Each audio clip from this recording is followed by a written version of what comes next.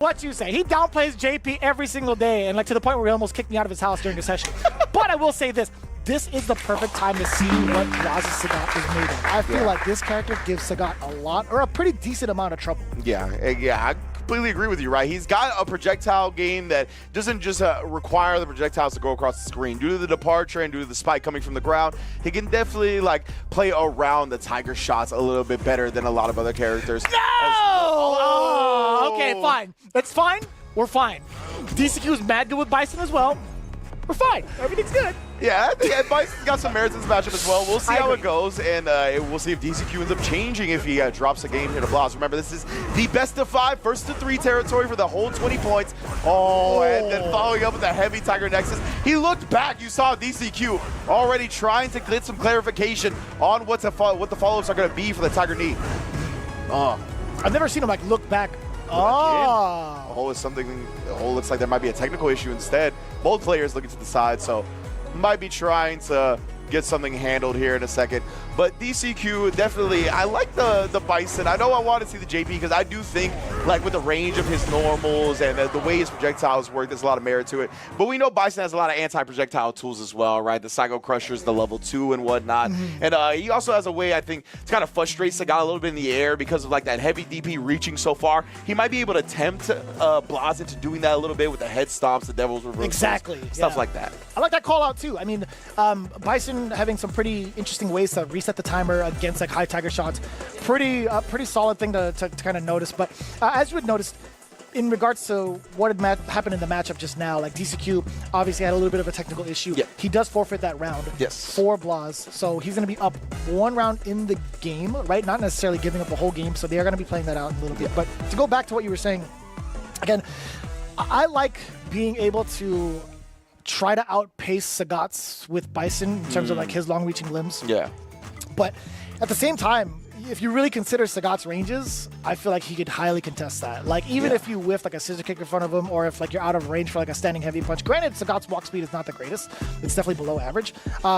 It's still kind of like scary to think about to even try to whiff a normal in front of the big king, right? Crouching heavy punch is such a great party starter, and we're already starting to see the pressure being played out against Bison off of the Tiger Nexuses from the side of Blaz. So there are some really big things to consider, really big weaknesses to highlight, but with the damage output, who knows, it could go by the wayside at any moment. Yeah, I'm really interested in watching what range these players play at in this matchup, because as you mentioned, right, for Bison to get tested in that range of like the crouch fierce and the long normals of Sagat, sometimes you're going to have to rely on like the scissor kick or the Psycho Crusher, something that is forward advancing on a hitbox, right? But doing that, it's going to be a little bit longer startup than you want going up against the Sagat normals. Not to say those big ones are fast, but they're going to be faster than some of the specials.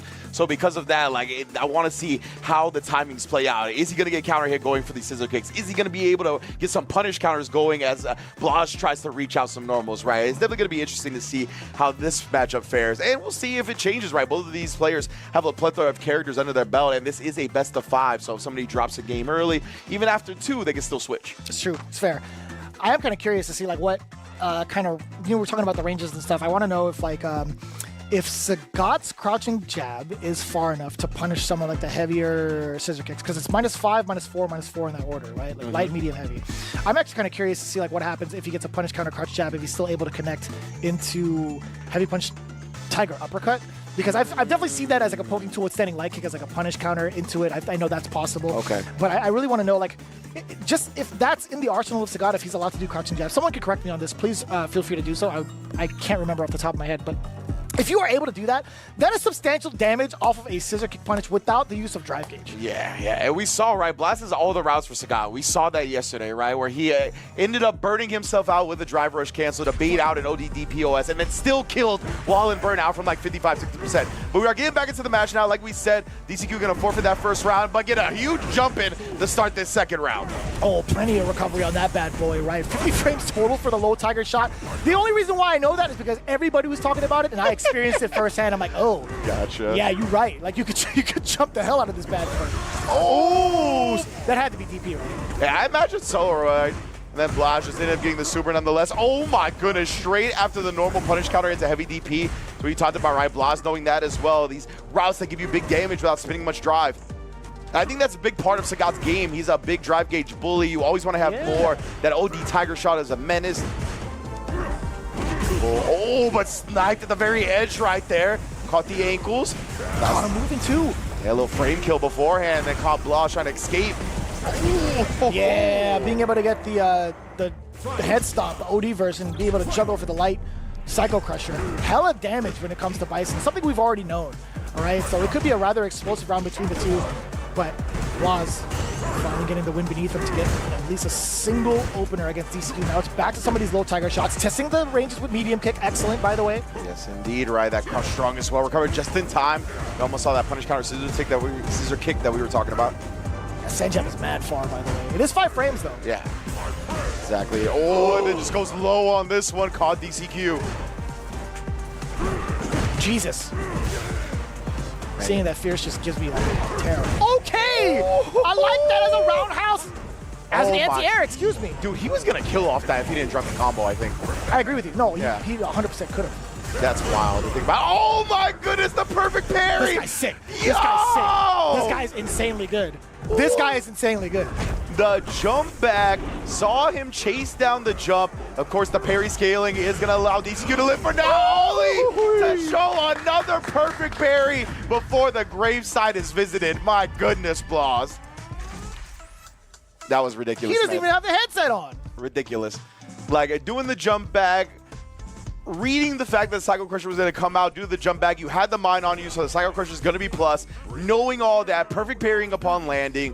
This dude, like the processing speed, how far he sees into the future is ridiculous. Dude, he's got a supercomputer up in that noggin. 2 back-to-back perfect parries. Check his bloodline, bruh. We don't even have a PC right now. Just check his DNA. I don't know how he's able to process like this. What kind of coolant do you have? Yeah, like, what are you processing on right now? Oh, man. Dude. Of course. Shouts Kakaru, the perfect parry prince, you know what I mean? Like the royal bloodline going there. But Blaz, he might have a whole different bloodline that he is a part of. Dude, this is so sick. It's actually so sick to see how he's developed and also how he's performing every single week. The fact that we get Blaz on a consistent level every single day going forward, or at least during the phases, I should say. But yeah, of course, we got Saturday and Sunday, right, coming up tomorrow for more SFL action. Then we're going to be back in December for round 2 as well as the finals. So yeah, man, just getting to see so much of elite level Blaz action and getting exposed to it in an offline environment like this, in addition to all the other players, is just one of the best parts of SFL. Can't wait for EU to get kicked off as well. But now Blaz is up 1-0, best of 5 here. Like we say, he still needs 2 more dubs, and DCQ is sticking to the Bison for now. Can you believe we have a potential double 40-point ball game for 2G? Dude, 80 points after 2 games? It's gonna be ridiculous. That's more than most teams score within a season, I feel like sometimes. Definitely has happened. Oh my god. I like that. Nice, yeah. Showing off a couple of different looks too. Measuring the distance with medium kick, a couple of hits. Oh, counter hit. Hella plus. Yeah, like that stand fierce. It's gonna be one of Bison's primary tools in that range that Sagat really excels in.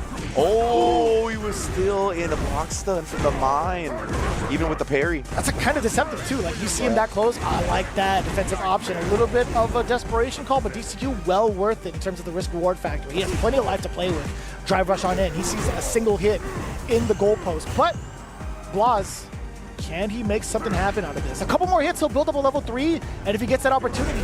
Oh, he does not though! The real deceptive sweep. I'm so glad that they gave Bison like a quote-unquote traditional sweep rather than just slide. I love that. I love the way they were both playing at the end right there too. Blaz like walking back extended, then cutting off with a medium kick, and then DCQ adjusting, but now DCQ has him in the corner again here, trying to tie this setup. Oh my goodness. The micro step forward. You know what's crazy? The decision making behind that? It's like DCQ could possibly think, oh, I might get thrown into the corner. Yeah. And I don't want that. I lose the bomb and I lose positioning. Hell no, I'm pressing the button. Blaz 2 steps ahead. Okay, hold up. Interrupting the drive rush forward. DCQ has a chance to seal it out now. Well, we try to make something out for Blaz right there. Blaz so disciplined here. Drive reversal, burnt out, but puts him on a pick so he gets the counter in. Tiger Nexus overhead, wanted the back throw, and DCQ. What a jump out into the landing roundhouse to prevent any type of chase. Yeah, he tried to option select or at least pursue with a forward roundhouse, the high step kick. He's not going to have any sort of invulnerability to it. You know what? Good on DCQ to have the wherewithal to push a button right upon, or at least, yeah, just about close to landing, right? Just covering his bases. This is the type of adaptation we wanted to see from the side of DCQ, right? Although Blaz had the first round in the first game, there's such a difference in regards to DCQ's demeanor, right? There's been so much kind of thrown towards Blaz that he hasn't been ready for just yet. Yeah, DCQ is one of those players that, like, he likes the big names, right? He likes playing the hottest player on the block. He's definitely one to prove that he is nasty himself and wants to stop a lot of the momentum players are building. So this is a great pick, I think, from Falcons. Oh, that's hard to tell, man, off of that Nexus. You can see overhead towards like the recovery of the parry as well, so little double layered on that one.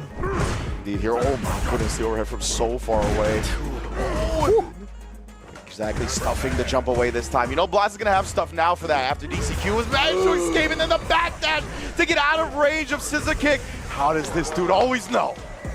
Those backdashes are deceptive. Dude, the Muay Thai stance with the fingers out while he's in burnout, it's mad sick too.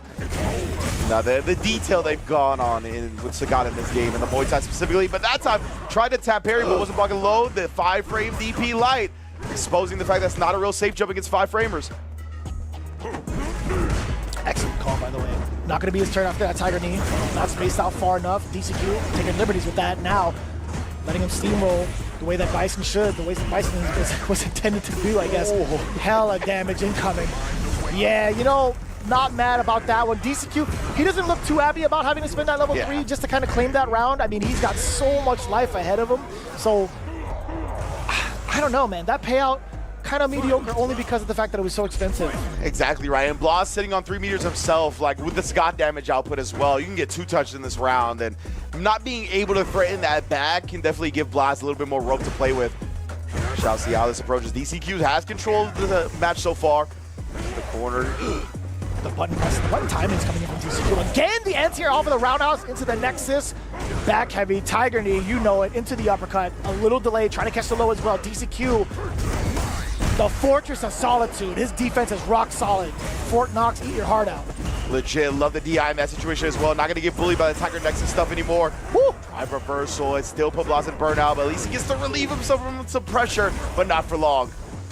The jump on Wake Up! Wait a minute here. We've seen Blaz. He's killed with this amount of life before with no drive. That's crazy. Yeah. That's kind of crazy. Oh, beautiful my. Backdash again. First this time to cause the Stand Fierce to whiff. Big damage coming in. DCQ burnt out as well. That's huge too. We talked about that light kick punish, right? Ain't that crazy? Man. And you get your drive gauge back, and you're able to sneak in that crouch jab. DCQ trying to sneak in possibly a longer startup normal on the way over. Man, yeah, and that's what kind of Sagat's range baits you into doing, is you go for the longer startup normals because those are the ones that have the greater distance and kind of try to stop Sagat from that range that he excels at. But it's very difficult to do so, right? If you don't pick your spots carefully, then you just get counter hit or punish countered by Sagat being able to be comfortable in that range. So now DCQ thinking about it a little bit, right? Getting some advice from his team as well. Maybe considering the JP switch, perhaps. We did hear the announcer, we did hear the character's voice lines. I think he is locking in with the Sagat. Sorry, no, what am I saying? That's why Blaz. I was going to say. Don't worry about it. I only heard the Sagat, so I only know that's Blaz's character, so I'm not sure DCQ is locked in quite yet. That was my bad. Don't worry about it, chat. Listen. Don't worry, I got confused with Knuckle Dude yesterday, playing DJ when it was Chien and all that. You know, the intensity, the electricity of the air right now. My fault, gang. I was so eager. I'm like, oh my god, the character got selected. Like, imagine if DCQ pull out the mirror, man. Yeah, right, that's the answer. Sagat on Sagat violence. Good. I know. The king needs to be shown off. The way they carefully took their headphones off right there. They're like, all right, he doesn't want to hear us anymore. No. He even put up his microphone. He's like, I don't want to hear you. I don't want you guys to hear me breathing. I don't want to hear you guys breathing. Let me rock. All right, we're going to find out. He is locking into the Bison now. He's going to have to take it 2 games straight to prevent the 40 bomb. And Blaz, 1 game away from putting 80 points on 2 games account. High key, I actually want to see Shotgun play as well. Oh, the punish counter into the target combo as well. Very meter efficient. And frame kill with the Tiger Knee, just chasing DCQ down in the corner here. low medium kick is just so far reaching. I don't even care if it's not cancelable. I just love that tool. Ooh, low step kick, no longer your turn. He tried to possibly jump out, maybe backdash. I think it was backdash. I like that reversal. We'll take it. Oh! Wow, yeah, got caught that time right. Trying to swing with the crouch medium punch. The scissor kick punish counter that we alluded to before finally comes through. Still within range of that heavy punch. DCQ still trying to measure it out. That exchange too far out, but the low medium kick actually catches Blaz on his button timing. Nice job, right? It was right after the trade. DCQ was just able to beat him to the button. He's got a pixel. Oh my goodness.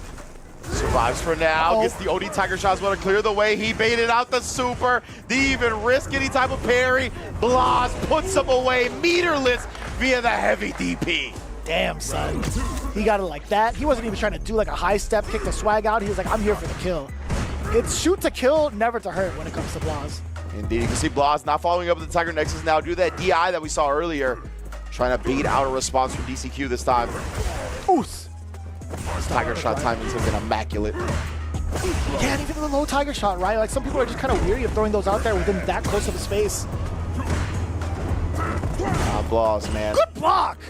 Yeah, the reactions on this kid, ridiculous as well. Oos. The range as he gets the command, that fierce is nasty.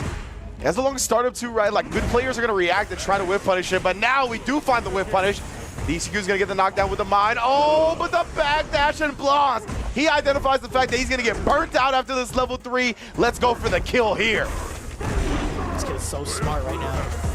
Full drive gauge, fully healthy, pretty decently healthy Sagat, right? My goodness, the chip plus the throw damage right there. Oh my God! And then the reaction, perfect parry against the 20 frame startup heavy.